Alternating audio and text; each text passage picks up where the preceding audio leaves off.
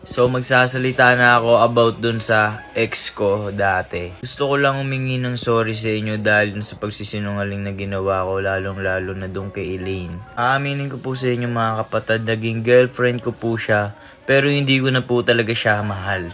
Alam nyo guys, maayos naman po talaga akong nakipag-iwalay sa kanya.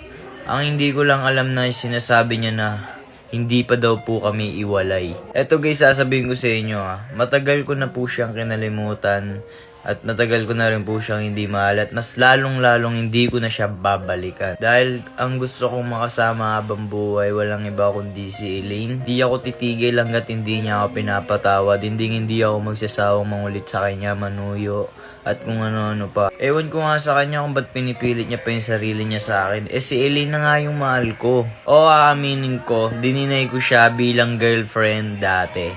Mali ko rin naman yun dahil nagsinungaling ako kay Elaine. Dininay ko sa kanya. Alam mo Ella Dax, kung nagpaplano kang bawiin ako kay Elaine, pwes wag mo na ituloy, hindi mo magagawa yun. At iniisip mo na babalik pa ako sa'yo, pwes wag kang umasa dahil hindi na ako babalik sa'yo. Kaya please lang Elaine, pakinggan mo naman ako. Pakinggan mo yung side ko. Hindi totoo yung sinasabi niya na hindi pa kami iwalay. Dahil maayos akong nakipag-iwalay sa kanya at lalong maayos akong nakipag-usap sa kanya. Anong sinasabi mo Ella Dax na hindi pa tayo iwalay? Baka naalala mo, pumayag ka nung araw na yun. Tas ngayon babalikan mo ako, tas magsisinungaling ka pa na hindi tayo iwalay.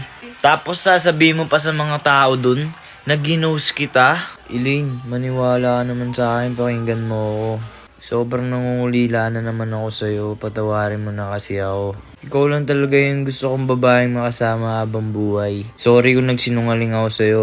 Di ko kaya nang wala ka sa tabi ko, Elaine. Hindi ako titigil na manligaw sa'yo, Elaine. Palaging kita susuyuin. Sorry, Elaine, kung nasaktan man kita. Hindi ko intensyon na saktan ka. Sana naman, Elaine, pakinggan mo naman ako.